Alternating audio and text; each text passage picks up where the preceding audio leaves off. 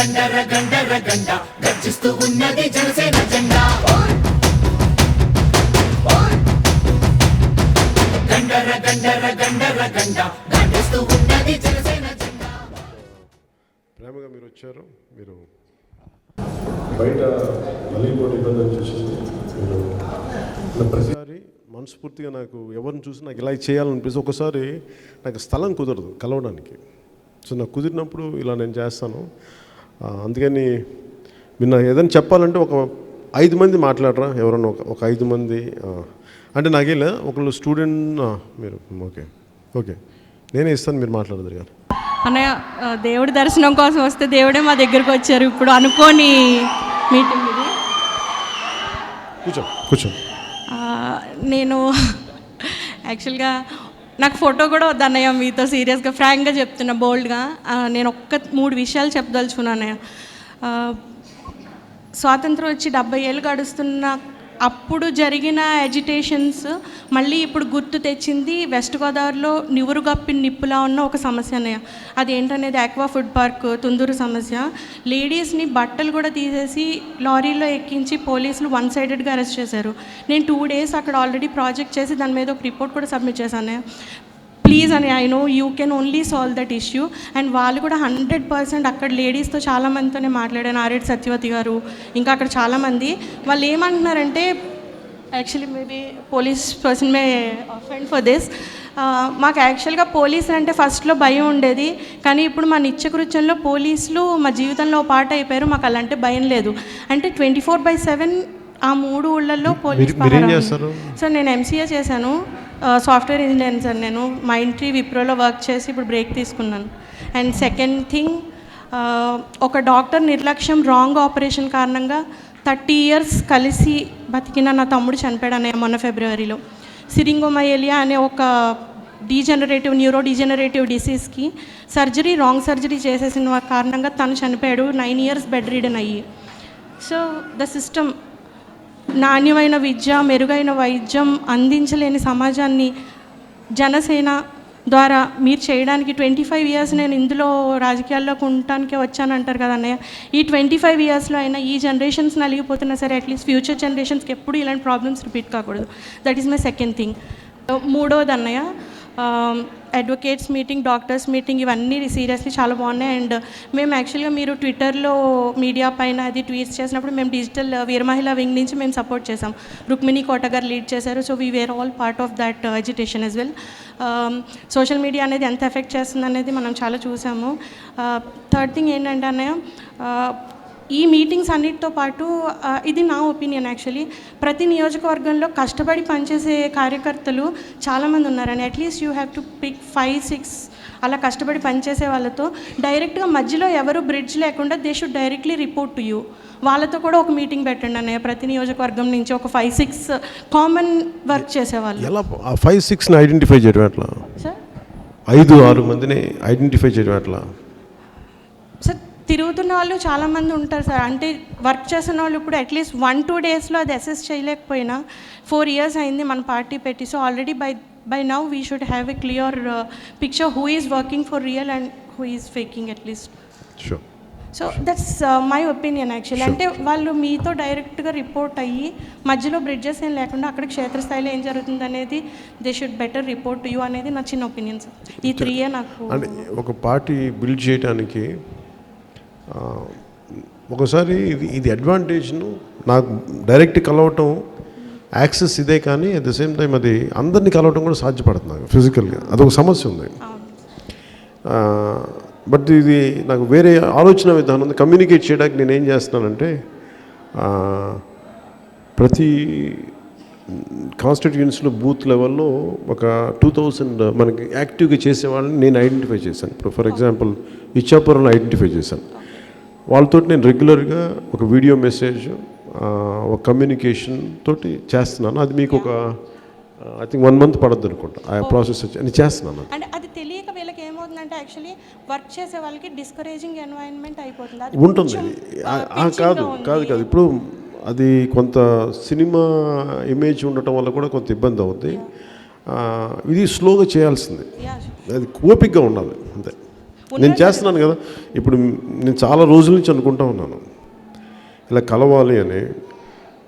ఒకటి మనకి తిరిగే ఊళ్ళల్లో అందరినీ కలవడానికి కుదరట్లేదు. ఇంత వాతావరణం రావట్లేదు. ఇక్కడ కుదిరింది. అది కూడా నేను మొన్న వైజాగ్లో అనుకున్నాక నువ్వు తను నా పక్కన నడిచిందాం వైజాగ్ కవాత్లో. అందుకని నాకు తను చూసి అనిపించింది. మీరేం చేస్తారంటే మీరు యాక్టివ్గా ఇప్పుడు ఎవరైనా వస్తారంటే ఒక 5 మంది 10 మంది నేమ్స్ ఇవ్వండి. నాకు ఒక 5-10 మంది నేమ్స్ ఇవ్వండి. ఇచ్చి మీరు ఏదైనా చేస్తారంటే మీరు నాకు అట్లా చేద్దాం. ఇప్పుడు చేద్దాం. ఈ అమ్మాయి గురించి ఇంకోటి కూడా ఆ రోజు మీరు ఫస్ట్ టైం ట్వీట్ చేసినప్పుడు తను యాక్చువల్గా she came all the way from Eluru to Hyderabad to meet you. అన్నయ్యకి ఈరోజు నేను ఎలా అయినా సరే నా సపోర్ట్ ఇవ్వాలని చెప్పి అమ్మాయి వచ్చేసింది. అదే ఇవన్నీ నాకు తెలియడానికి నాకు ఇప్పుడు టైం పడుద్ది. అంటే మనందరం కలిసి పని చేయాలి. నేను కూడా ఇప్పుడు నేను చిన్నప్పుడు మొగల్తూరులో ఒకేసారి వచ్చాను. ఒకసారి 2 సార్లు వచ్చాను, గుర్తురాట. ఒకసారి అయితే వచ్చాను కానీ రెండోసారి గుర్తురావట్లేదు. కానీ నర్సపూర్లో తప్పాను. మా నాన్న వదిలేస్తే బస్ స్టాండ్లో తప్పాను. నేను మా నాన్న ఎత్తుకుంటూ తిరిగాను. మా నాన్న ఎక్కడంటే ఎవరో నన్ను చిన్న బిస్కెట్ ఇచ్చి అప్పచ్చిలా ఉంటుంది అలాంటిది ఇచ్చి కూర్చోబెట్టాను. నాకు అంటే నేను ఏమవుతుందంటే ఇట్లాగా మనందరం ఒకళ్ళు కనెక్ట్ అవ్వడం టైం పడదు. సో నేను మనసు ఉంది నాకు. ఫస్ట్ మీరు అర్థం చేసుకోవాల్సిందంటే నాకు అందరినీ కలవడానికి ఉంటుంది. నేను ఆ సమయం కోసం వెయిట్ చేస్తాను. అందుకే మీరు కొంచెం నా మీద దయ ఉంచి సహనం పెట్టండి. వద్దమ్మా, ఏముంది. ఈరోజు అందరూ ఏదైనా యూత్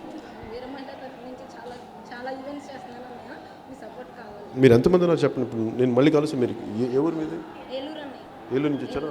ఇక్కడ యూత్ కూడా ఏదైనా ఇప్పుడు మాట్లాడుతుంటే అనేప్పుడు ఏదైనా స్పీచ్ ఇస్తున్నా ఏమిస్తున్నా కూడా వాళ్ళు జై హింద్ అని ముగిస్తున్నారు. అది only because of Pawan Kalyan గారు.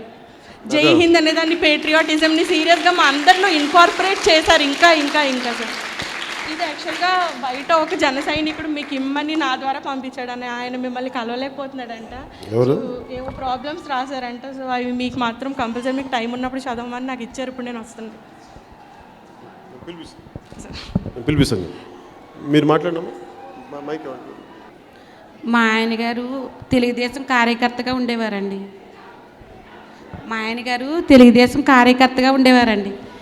ఆయన సడన్గా ఆటో అటాక్ వచ్చి చనిపోయారండి. మాకు ఇల్లు గట్ట ఏమీ లేవండి. అసలు ఆయన పని చేస్తే మేము తింటామంటే లేకపోతే లేదు. ఆయన ఎమ్మెల్యే గారు జాబ్ వేస్తానన్నారు. 4 సంవత్సరాలు అయిందండి. 4 సంవత్సరాల నుంచి తిరుగుతున్నానండి. ఇప్పుడు వచ్చి ఏ సమాధానం లేదండి. బాబుకేమో 15వ సంవత్సరం అండి, పాపకి 13వ సంవత్సరం అండి. వాళ్ళు పెంచుకుంటూ చాలా పోటలు పడుతున్నానండి నేను. ఆయన ఏ సమాధానం చెప్పట్లేదండి. అసలు అది కూడా మా అబ్బాయి కడుతున్నాడండి. అలా ఎవరో కూడా చూస్తున్నారండి మా వాళ్ళు. ఇప్పుడు వచ్చి ఏ సమాధానం చెప్పట్లేదండి ఆయన. ఎప్పుడు వెళ్ళినా ఇదిగో అంటున్నారు, అదిగో అంటున్నారు. 2 రోజులు రమ్మంటారండి. 2 రోజులకి వెళ్తే మళ్ళీ 2 రోజులు అంటారు. ఎక్కడ ఉద్యోగంగా ఉన్నారు? గుడి మావుళ్ళమ్మ దేవస్థానం. మావుళ్ళమ్మ గుడిలో ఏ ఉద్యోగం? ఏదో ఒకటి తుడిచికినదైనా చేస్తానన్నానండి. నా పిల్లల్ని పెంచుకుంటాకే తుడిసిదైనా నాకేమి ఇబ్బంది లేదండి, చేస్తానన్నానండి. ఎంతమంది మీరు పిల్లలు మీకు? పాప బాబునండి. మీరు మాట్లాడతాం. సరే. ఇక్కడ ఈ ఊరి నుంచి మీరు ఎవరు యాక్టివ్గా పనిచేయడానికి ఉన్నారు ఇక్కడ భీమవరం నుంచి? ఓకే. మీరు చదువుకోవట్లేదా? ఫిజియోథెరపిస్టా? ఓకే, ఒక్క నిమిషం నాన్న. ఒక 1 minute. మహేందర్, మన ఎవరైనా పంపించిన నేమ్స్ తీసుకోండి. ఇప్పుడు నువ్వు తీసుకోమ్మా. నువ్వు అందరి నేమ్స్. నీ పేరేంటమ్మా? లక్ష్మియా? తేజస్విని అందరి నేమ్స్ తీసుకో. మీరు అలా కాదు, నేను వెళ్ళిపోయాక మీరు కూర్చోబెట్టి అందరి నేమ్స్ తీసుకొని ఎవరైతే చేస్తారో ఆవిడ నేమ్ తీసుకొని ఒకసారి నాకు దీంట్లో రాయ్.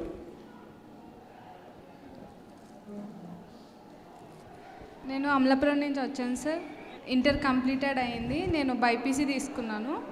ఇప్పుడు నేను ర్యాంక్ తీసుకుని ఎక్కడికి వెళ్ళినా ఫస్ట్ క్యాస్ట్ ఒకటే అడుగుతున్నారు. క్యాస్ట్ అడిగి ర్యాంక్ చూస్తున్నారు. ర్యాంక్ చూసి నీకు సీట్ రాదమ్మా. మా డాడీ ఒక ఫార్మర్, జస్ట్ ఫార్మర్. ఎంత కష్టపడ్డా ఎంత ర్యాంక్ తెచ్చుకున్నా ఇప్పుడు ఎక్కడ సీట్ ఇవ్వట్లేదు సార్. డొనేషన్ పెట్టి కట్టినా వాళ్ళు ఫీజెస్ ఎట్లా అంటున్నారంటే 2 lakhs పర్ ఇయర్, అట్లా 2 lakhs సెమిస్టర్ వైజ్. ఒక్కొక్క దానికి 70,000 80,000 అట్లా వాళ్ళు ఫిక్స్ చేసేస్తున్నారు సార్. మీరు దానిపై ఒక క్యాస్ట్ ఎడ్యుకేషన్ మీద కొంచెం ఇప్పుడు నీట్ మీద జాయిన్ అవుదామన్నా సరే అక్కడికైనా సరే ఓన్లీ క్యాస్ట్ చూస్తున్నారు సార్. క్యాస్ట్ చూసి చాలా ఇప్పటికీ మా డాడీ ఇంకా ఏం ఫిక్స్ అవ్వాలి ఏం జాయిన్ చేద్దామని. నాకు మెడిసిన్ అంటే చాలా ఇష్టం సార్. చాలా కష్టపడి చదివాను కానీ ఎక్కడ సీట్ లేదు. జెండర్ డిస్క్రిమినేషన్ అనేది ఉండకూడదు. అండ్ స్టడీస్ పరంగా వస్తే అట్లీస్ట్ 10th వరకు అమ్మాయిలకి అదే బోత్ అమ్మాయిలు అబ్బాయిలకి ఫ్రీ ఎడ్యుకేషన్ అనేది ఉండాలి. యా ఫ్రీ లైక్ ఎవ్రీ డిస్ట్రిక్ట్కి ఒక ఫ్రీ ఎడ్యుకేషన్ స్కూల్ ఉంటే ఇండియా ఇంత బ్యాక్వర్డ్ అవ్వదు. ఐ మీన్ లైక్ చాలామంది పని చేసుకునే పిల్లలు కూడా చదువుకునే అవకాశం వస్తుంది వాళ్ళకి. And women empowerment. Gender discrimination అంటే ఎట్లా డిఫైనర్? లైక్ అమ్మాయి రోడ్డు మీద వెళ్తే తనకి సెక్యూరిటీ అనేది ఉండదు. బికాజ్ ఇంట్లో అమ్మమ్మ తాతయ్య తండ్రి తల్లి వీళ్ళు పిల్లల్ని ఎంతసేపు ఎలా చూస్తారంటే బయటికి వెళ్తే నా కూతురు ఏమైపోతుందో అనే భయం ఇంట్లో పేరెంట్స్కి ఉండకుండా ఒక యా లైక్ ఈ అండ్ రిలీజియస్ డిస్క్రిమినేషన్ కూడా చాలా ఎక్కువ అండి. నా చిన్నప్పటి నుంచి నేను అమ్మమ్మ తాతయ్య మధ్యలో పెరిగాను. ఇంటి నుంచి బయట వెళ్ళాలంటే ఈ అమ్మాయి ఏ క్యాస్ట్, రాజులా కాపులా ఏంటి అని వెనకాల, అందులోని భీమవరంలో చాలా ఎక్కువ. ఈరోజు నేను ఇక్కడికి వచ్చి మాట్లాడటానికి కూడా చాలా డేర్ చేశాను. నన్ను చిన్నప్పుడు ఎక్కడో చీరాలో ఉన్నా, ఎవరు మా ఫ్రెండ్ ఇంటికి వెళ్తాడు, అడిగారు మీరు ఏమిట్లే అన్న. నాకు తెలియదు ఏమిట్లే అంటే ఆ వర్డ్కే నాకు అర్థం కాల, ఈ రోజుకి నాకు అర్థం కాదు. ఐ థింక్ వీళ్ళు కరెక్ట్. మనం ఏం చేయాలంటే ఎందుకు నేను మన ఆడపడుచుల అక్కచెల్ని ఎందుకు నమ్ముతానంటే మీరు సమస్యని చూసేటప్పుడు మగవాళ్ళకన్నా కొన్ని ఆలోచనలు ఫిక్స్డ్ ధోరణులు ఉంటాయి. ఆడపిల్లలకి సమాజాన్ని చాలా బలంగా చూడాలి. అందరికీ అంటే ఎమోషన్స్ మీకు ఉంటాయి. అంటే మనిషి హ్యుమానిటీ చూడగలిగేది స్త్రీయే.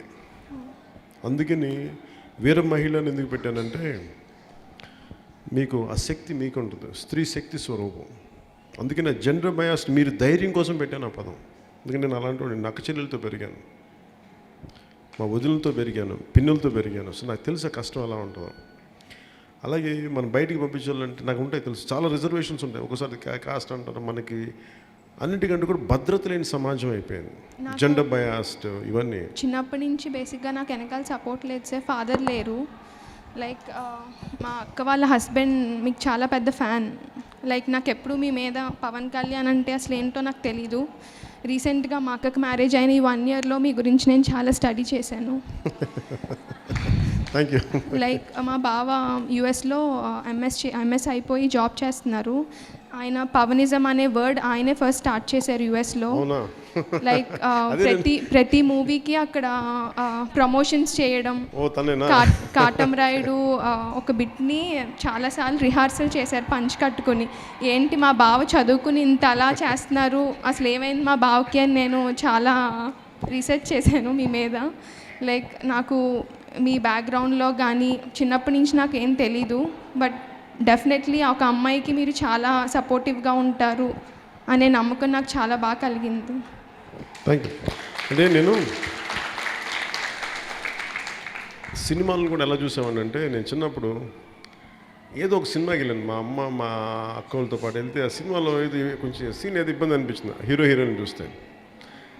తర్వాత నేను సినిమాలు వచ్చి నేను అనుకున్నాను, నేను ఎప్పుడు సినిమాలు చేస్తే చాలా అందరితో కూర్చోబెట్టి ఇబ్బంది లేని సినిమాలు చేయాలనుకున్నాను. అందుకని సినిమాల్లో నేను ఆ జాగ్రత్త తీసుకున్నాను. అదే పాలిటిక్స్కి వస్తుంది, అంతే భద్రత, అంతే జాగ్రత్త తీసుకుంటాను. దీనికి నేను మిమ్మల్ని ఎందుకు ఫోర్ ఫ్రంట్లో పెట్టనంటే, సభల్లో ముందు మీ క్షేమం నాకు చాలా ముఖ్యం. అంటే నేను పెట్టిందే మనకి అక్కచెల్లెల క్షేమం చాలా బాగుండాలి. అందుకే నేను మిమ్మల్ని కోరుకునేది ఏంటంటే, మీరు ఏదైతే నమ్మకం పెట్టారో హ్యావ్ దట్ పేషెన్స్. నాకు చాలా బయట వస్తుండగా చాలామంది అబ్బాయిలు మాకు చాలా సెక్యూరిటీ ఇచ్చారు. లైక్ మా మీద అట్లీస్ట్ టచ్ చేయకుండా మాకు దూరంగా ఉండి లోపలికి వెళ్ళండి అనే రెస్పెక్ట్ ఇక్కడ ఉంది. ఎంత నచ్చిందంటే విజయనగరం వెళ్ళాను. విజయనగరం వెళ్తే ఇంత జనం ఉన్నారు కదా, పాపం చాలామంది ఆడపిల్లలు అక్కడ ఇరుక్కుపోయారు. వాళ్ళు వస్తుంటే వాళ్ళు రమ్మని చెప్పంటే ఉన్న ఈ కుర్రవాళ్ళందరూ చిన్న చీలిపోయినట్టు వాళ్ళు దారిస్తున్నారు. నాకు అది నచ్చింది. అది ఎందుకు నచ్చిందంటే ఆ సంస్కారం అలవాటు చేసింది. సహజంగా మనిషికి సంస్కారం ఉంటుంది. పీస్ అండ్ పేషెన్స్ చాలా ఇంపార్టెంట్. ఇది పొలిటికల్ లీడర్షిప్ మనం చేయటమే. నేను అమితమైన గౌరవం ఇస్తాను కాబట్టి ప్రతి ఒక్కళ్ళు అదే అమితమైన గౌరవం ఇస్తారు. కొంతమంది రిఫ్రాఫ్ ఉంటారు, వాళ్ళు కరెక్ట్ చేయాలి. కూర్చో సార్. నాకు మళ్ళీ మీ నుంచి నాకు ఒకటి కావాలి. లైక్ ఎవ్రీ మీట్లోని ప్రతి ఫ్యాన్స్, మీకున్న ఫ్యాన్స్ మొత్తం బ్యానర్లు పెట్టి ఇవన్నీ చేస్తున్నారు. ఆ బ్యానర్స్ అనేది అంటే చాలా హెల్త్ పరంగా అసలు అది మంచిది కాదు. సో ఒక 2-3 బ్యానర్స్తోనే ఒక ఇయర్ అంతా వెళ్ళే సిచ్యువేషన్. ఆల్టర్నేట్ ఎత్తుకుదాం. Thank you sir.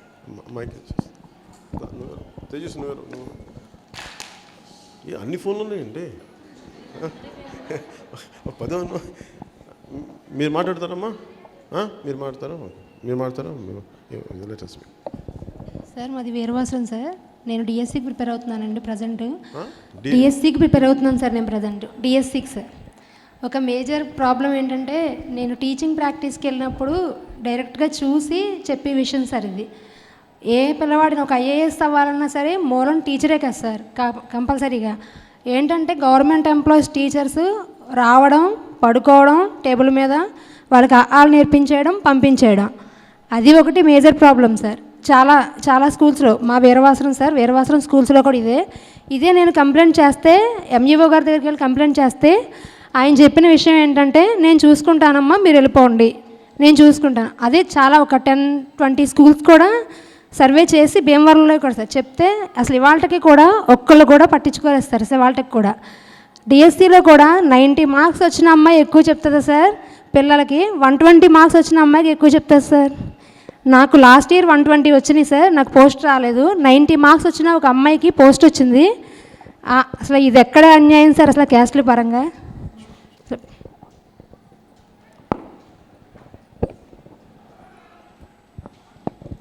రేషన్ మాకు చాలా ఇబ్బందిగా ఉంది సార్. చాలా ఇబ్బంది పెడుతున్నారు రేషన్ గురించి. రేషన్గా వాళ్ళు ఇచ్చే రూపాయి బియ్యం కరెక్ట్ ఉంటాయా? కరెక్ట్గానే ఉంటుంది. కరెక్ట్గా ఉంటాయా? అదే 5th తినేలా ఉంటాయా? తినేలా ఉండలేదు సార్. రూపాయి బియ్యం తినేలా ఉండవు కదా. 5th దాటితే ఇవ్వనంటున్నారు సార్. అవి కూడా రిస్ట్రిక్షన్ సార్. 5th దాటితే మీకు ఇవ్వం. రేషన్ షాపులకి అమ్మేస్తారా 5 రూపాయలకి? నేను అమ్మో సార్, అమ్మేస్తారు కదా. అవే అలాగే నేను అన్నది ఏంటంటే వాళ్ళు లేని వాళ్ళు చాలా ఇబ్బంది పడుతున్నారు సార్. మాకు అంటే వాళ్ళు చెప్పేది గవర్నమెంట్ దాని మీద ఖర్చు పెట్టేది ఆల్మోస్ట్ 23 రూపాయలు ఎంతో ఉంటుంది. వాళ్ళు రూపాయికి ఇస్తారు కానీ తినలేని బియ్యం కదా. మక్కిపోయిన బియ్యం. ముక్కిపోయిన బియ్యం. పెంకి పురుగులు కూడా ఉంటాయి సార్ అందులోని. పెంకి పురుగులు అన్నీ పట్టేసి ఉంటాయి. రేషన్ షాపులు కదా. సార్ నా పేరు మేఘనా సార్. మేఘనా, ఇంటర్ 2nd ఇయర్ చదువుతున్నాను సార్. గమ్మున ఏదైనా ప్రాబ్లం వచ్చినప్పుడు మేడం దగ్గర కానీ చెప్పుకోవడానికి వెళ్తే వాళ్ళు first same problem sir, caste ఏంటని అడుగుతున్నారు సార్. టీచర్సే సార్. ఫీజు కడదామని వెళ్ళి ఏదైనా ప్రాబ్లం, హెడేక్ ఏదైనా వచ్చిందంటే ఏదైనా ఇన్ఫర్మేషన్ అడగటానికి కూడా ఫస్ట్ మీరు ఏం క్యాస్ట్ అమ్మని అడుగుతున్నారు సార్. ఇన్ఫర్మేషన్ అలాగే అడుగుతున్నారు సార్. క్యాస్ట్ ఏంటమ్మా, క్లాస్కి వచ్చి మేడం క్లాస్ ఇన్ఫర్మేషన్ కావాలి మీకు.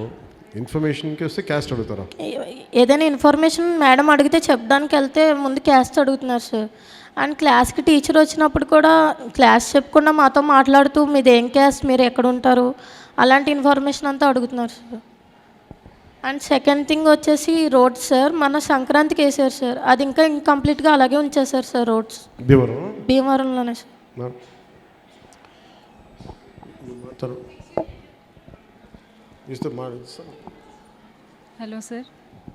Hello sir, I'm Karthika.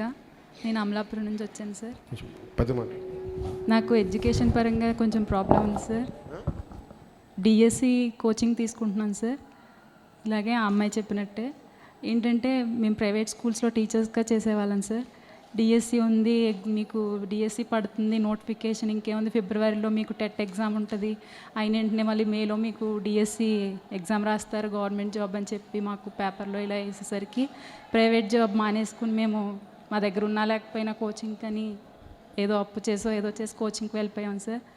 కానీ మళ్ళీ ఇప్పుడు ఏం చేస్తున్నారంటే కాసేపటికి ఈరోజు ఇచ్చిన నోటిఫికేషన్ రేపటికి మారిపోయింది మళ్ళీ అంటున్నారు. సీఎం టేబుల్ మీదకి ఫైల్ వెళ్ళింది, ఇంకా సైన్ అవ్వలేదు అంటున్నారు. ఏంటి సార్, దానికి సొల్యూషన్ ఏం చేయాలో అర్థం కావట్లేదు సార్. ఇప్పుడు మేమేమో ఎంటీ అయిపోయాం సార్, ఫ్యామిలీ అంతా చాలా ప్రాబ్లం ఫేస్ చేస్తున్నారు. ఇలా చాలామంది ఎన్నో ల్యాక్స్ ఆఫ్ పీపుల్ చాలా స్ట్రగుల్ ఫేస్ చేస్తున్నారు సార్. తేజస్విని పెడతాను. మీరు ఏ ఇష్యూస్ ఉన్నాయో అవన్నీ డీటెయిల్గా రాసివ్వండి. అందరి దగ్గర నుంచి ఏం తీస్తాం మొత్తాన్ని తీసుకోవాలని చెప్పండి. ఈ గంటా శ్రీనివాసరావు గారు గడిగడికి మార్చేస్తున్నారు సార్. ఆయన ఎడ్యుకేటెడ్ మినిస్టర్ అన్నందుకు చాలా మేము ఆయన వచ్చిన దగ్గర వేరే పనులు బిజీగా ఉన్నాం. వైజాగ్ ల్యాండ్ ఇష్యూస్ చాలా బిజీగా ఫోకస్ చేయలేకపోతున్నారు. నిజంగా చాలా ప్రాబ్లం ఫేస్ చేస్తున్నాం సార్. ప్రైవేట్ స్కూల్లో ఫీజు పరంగా ఏంటి, పిల్లలకి ఫీజు కట్టలేకపోతున్నాం సార్. మేము వాళ్ళ ఫీజు కూడా చాలా ఎక్కువగా ఉంటుంది సార్. ఇదేమైందంటే మేము ఇప్పుడు ప్రైవేట్ స్కూల్స్లో చేసి మానేసి ఇప్పుడు డిఎస్సి అనేసి అని ఇందులోకి వెళ్ళాం. చాలా ల్యాక్స్ ఆఫ్ పీపుల్ ఇప్పుడు కోచింగ్ పరంగా వెళ్తే కోచింగ్ సెంటర్స్ బాగుపడుతున్నాయి, కానీ మేమందరం చాలా లాస్ అయిపోయి ఉన్నాం సార్. ఇప్పుడు ఇదేమో ఇప్పుడు ఇంకా ప్రొలాంగ్ చేసేస్తున్నారు సార్. ఇది ఇంకా డిఎస్సి ఇంకా నోటిఫికేషన్ రాలేదు, ఇంకా పడుతుంది. Okay sir, thank you so much. నమస్తే అన్నయ్య. ఇప్పుడు ఒకసారి మన సొసైటీని కనుక చూస్తే రోజు రోజుకి అత్యాచారాలు పెరిగిపోతున్నాయి, హత్యలు జరుగుతున్నాయి, దొంగతనాలు, దోపిడీలు, ఇవన్నీ జరగడానికి రీజన్ ఏంటి అని నేను ఆలోచిస్తే మన ఎడ్యుకేషన్ సిస్టమ్ సరిగ్గా లేదన్నయ్య. పూర్వం చూస్తే విష్ణు శర్మ దగ్గరికి వెళ్ళి విద్యార్థులు నేర్చుకున్నాయంటే పంచతంత్రం కథలు, వాళ్ళు నీతి చెప్పారు, నీతి విలువలు బోధించారు. ఇవన్నీ జరగడానికి మనిషిలో విలువల పతనమే కారణం. కాబట్టి మీరు వస్తే మన ఎడ్యుకేషన్ సిస్టమ్ని ఎలా చేంజ్ చేస్తారు? ఈ సోషల్, హిస్టరీ, ఫిజిక్స్, కెమిస్ట్రీ వీటన్నిటికన్నా మనిషికి విలువలే ముఖ్యం అని నేను అనుకుంటాను. అలాంటివి లేవు ఈరోజు. టీచర్స్ చెప్పట్లేదు, మన ఎడ్యుకేషన్ సిస్టమే రాంగ్ ఉంది. లేదు, ఉన్నా కూడా తనకి ఇంపార్టెన్స్ ఉండదు, ఎందుకంటే ఎగ్జామ్ ఉండదు, దానివల్ల వచ్చే మార్క్స్ ఇంపార్టెంట్ కాదు. కానీ మనిషిలో బ్రతకలేకపోతున్నాడు. ఈ ఫిజిక్స్ నేర్చుకోవడం వల్ల మనిషికి విలువలు ఎలా తెలుస్తాయి? మీరు వస్తే ఎలా ఈ ఎడ్యుకేషన్ సిస్టమ్ చేంజ్ చేస్తారు? ఇంకొక డౌట్ ఉంది, ఇంకొకటి చెప్పాలన్నయ్య. నేను వీరవాసరం మండలం నుంచి వచ్చాను.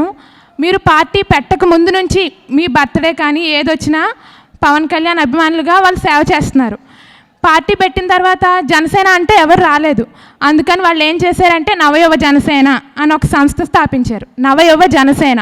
అప్పటి నుంచి పశ్చిమ గోదావరి జిల్లాలోనే నాకు తెలిసి మొట్టమొదటిగా సేవా కార్యక్రమాలు చేసి మీటింగ్లు అన్నీ పెట్టుకుంది మా మండలంలోనే, వీరవాసరం మండలం. అలాంటిది మీరు మా జిల్లా వచ్చి మా నియోజకవర్గం వస్తుంటే మా కార్యకర్తలకి చిన్న ఇన్ఫర్మేషన్ కూడా ఎవరు ఇవ్వలేదు. ఇప్పుడు వాళ్ళందరూ అక్కడ గేట్ దగ్గర కూర్చున్నారన్నయ్య. వాళ్ళందరిది ఒకటే కోరిక, మాకు ఏ ఎంపీ టికెట్, ఎమ్మెల్యే టికెట్, అధికారం ఇవెవరికి అక్కర్లేదు. వాళ్ళందరికీ కావాల్సింది కేవలం మా దేవుణ్ణి మేము చూడాలంతే, ఒక్కసారి చూస్తే చాలు. ఇది వాళ్ళందరూ కోరిక అన్నయ్య. వాళ్ళందరూ నన్ను వెళ్ళి చెప్పమన్నారు. వాళ్ళకి ఏం చెప్తామంటే, నేను ఎప్పుడైనా సరే వచ్చి ఒకరోజు పారిపోవట్లేదు కదా, ఒక జిల్లా తిరగాలంటే ఇన్ని మండలాలు కలవాలంటే అందరిని కలుస్తాను. అందుకనే ఇన్ని రోజులు ఉంటున్నాను ఇక్కడ. గోదావరి జిల్లాలోనే ఒక 15 మన జిల్లాలోనే 15 రోజులు 20 రోజులు ఉంటాను. అందుకే నాకు కలవడానికి టైం పడుతుంది. రాగానే అందరినీ కలవడం కుదరదు కాబట్టి నేను పిలిపిస్తాను అందరిని. మీరు చెప్పారు కాబట్టి అందరిని పిలిపిస్తాను. ఈరోజు అందరిని నేను ఈ మీటింగ్ కూడా నేను చెయ్యాలనుకున్నాను, కానీ మీరు అందరిని చూసి రమ్మని చెప్పాను. ఇక్కడికి నేను చేస్తాను. మేము ఆల్రెడీ మా మండలం నుంచి అయితే ఉన్న గ్రామాల్లో అన్నింటిలో గ్రామ కమిటీలు ఏర్పాటు చేసుకున్నాను. నువ్వు చెప్పిన మాట నేను చెప్తాను. వీరవాసంలో మొదట స్టార్ట్ చేశారు కదా, నేను చెప్తాను మాట చెప్తాను. అలాగే నువ్వు ఎడ్యుకేషన్ గురించి అడిగావు కదా, ఎడ్యుకేషన్ గురించి అడిగితే ఏంటంటే సిస్టమ్ ఫస్ట్ లీడర్షిప్ కరెక్ట్గా ఉండాలి. ఆ లీడర్షిప్ కరెక్ట్గా ఉన్నప్పుడు పాలసీస్ కానీ బేసిక్ విలువలు మనకు తగ్గిపోయినాయి. విలువలతో పడిపోవడానికి లీడర్షిప్ కన్వీనియంట్గా కాస్ట్ని వాడేస్తారు. టీచర్స్ క్లాసులో టీచర్లకి ఏం పని, స్కూల్లో లెక్చరర్లకి ఏం పని, ఏ క్యాస్ట్ అనేది మహా అయితే అది ఎడ్యుకేషన్ సీట్ పర్సంటేజ్లో అడగాలి. మిగతా ఇష్యూస్కి సంబంధం ఏంటి, ఇవన్నీ ఇట్లాగే మన ఈ డిసిఏది డిఎస్సికే ప్రిపేర్ ఇవన్నీ అన్లెస్ ఇప్పుడు పొలిటికల్ మార్పు వస్తే తప్ప నేను ఎందుకు ఎక్కువ మాట్లాడంటే ఫస్ట్ నేను విషయాన్ని అవగాహన చేసుకుంటాను, అర్థం చేసుకుంటాను. అలాగే మీరు అడిగిన దానికి నేను చెప్తాను మీకు. నేను చాలా డీటెయిల్గా చేస్తాను మీకు ఎలా ఎడ్యుకేషన్ గురించి కావాలని, దీని గురించి కావాలి. మీరేం మాట్లాడతారమ్మా?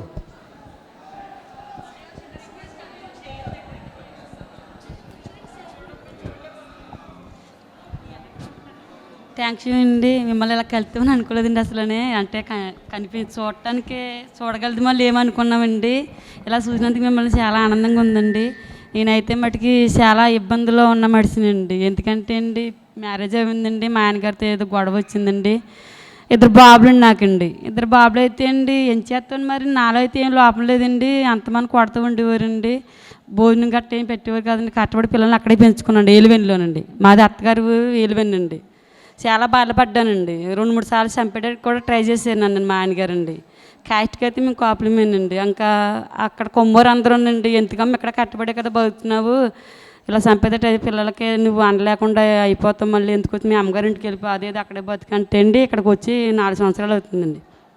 4 సంవత్సరాల నుంచి కూడానండి ఫస్ట్ ఏముండి 8 గంటలకి వెళ్ళి ఏదో పని చేసి బతికిన తర్వాత ఏంటి సరిపోట్లేదు, పిల్లల్ని పెంచుకుంటా కానీ పిల్లల్ని చదువు మానిపించేద్దాం అనుకున్నానండి. చదువు మానిపించేద్దాం అనుకుంటే రాజులందరూ నుండి నువ్వు ఎలాగ కట్టాల పాలైపోయి పిల్లల్ని ఏదో రకంగా చదివించుకున్నారనేసి రైలు ఫ్యాక్టరీకి వెళ్తాను నేనండి. రైలు ఫ్యాక్టరీలో పని చేసుకుంటానండి నేను. రైలు ఫ్యాక్టరీకి వెళ్ళండి అలా పిల్లల్ని చదివించుకుంటున్నానండి. మా పెద్ద అబ్బాయి ఏమో ఐటీ చదువుతున్నాడండి, మా చిన్న అబ్బాయి ఏమో సంవత్సరం 10th అండి. ఐటీలో కూడానండి వెళ్ళరు, అది ఏంటంటే కరెంటుకి సంబంధించింది అని అడిగితే అంటే సీట్ అండి కాపులకి ఇవ్వము, ఆ సీటు రాదన్నారండి. అదేదో వేరేది ఇచ్చారండి, వేరే ర్యాంక్ అదే ఇచ్చారండి, అది చేసుకుంటున్నాడండి. చాలా ఇబ్బందులు ఇప్పుడు కూడానండి. డ్యూటీ నుంచి వచ్చాను నేను, డ్యూటీకి వెళ్ళండి మళ్ళీ ఇంటికి.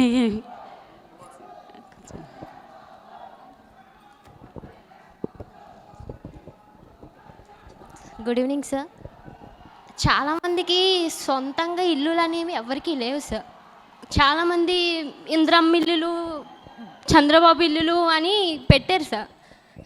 పేదోళ్ళు డబ్బు లేకే కదా సార్ వాటికి అప్లై చేసుకుంటారు.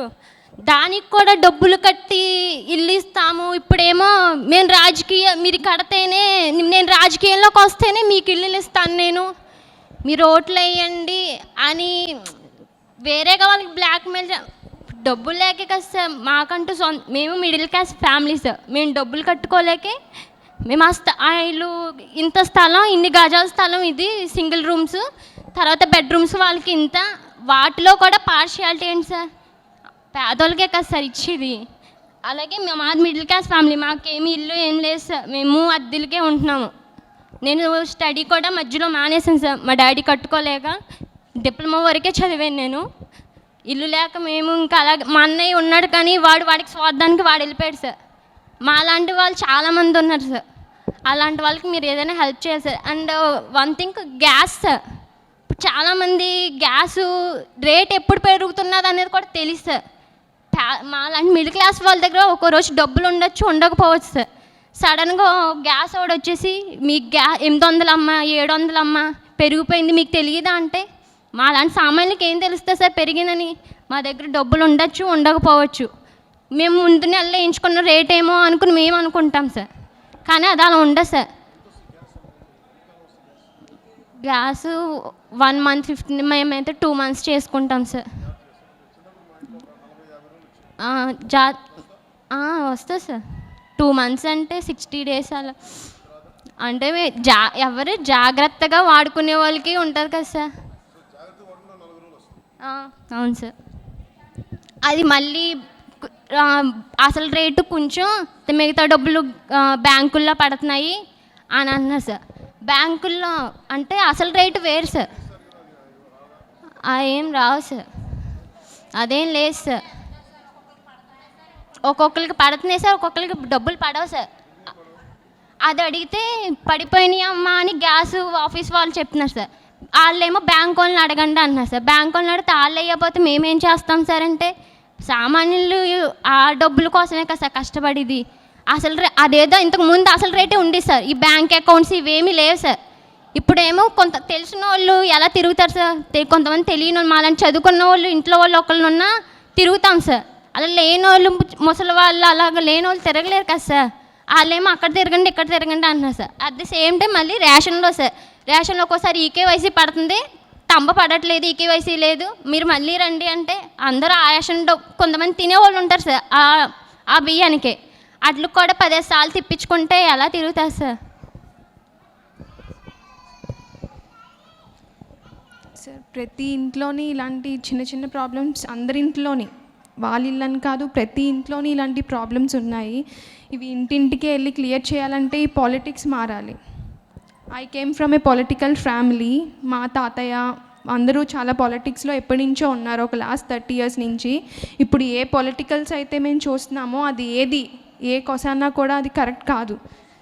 లైక్ ఇండియా ఒక చేంజ్ రావాలంటే అది పక్కా పాలిటిక్స్ వల్లే మారుతుంది. అది ప్రతిదీ మేము ఇండియాలో ఏదన్నా మూవ్ చేసి ఉమెన్ ఎంపవర్మెంట్ని బిల్డ్ చేయాలన్నా కూడా అది ఒక ఉన్న ఫ్యామిలీ నుంచి వస్తుంది, కానీ ఇలా లేని వాళ్ళ గురించి రావట్లేదు మాలాగా. సార్ ఇక్కడ ఒక నిమిషం నేను మాట్లాడతాను. మీది గ్యాస్ ఒకటి, రేషన్ ఒకటి, హౌసెస్, ఇల్లు సమస్య. అంటే ఆ పార్టీకి ఓటేస్తేనే తప్ప ఇల్లు ఇవ్వం, అవన్నీ ఉన్నాయి నా దృష్టిలో.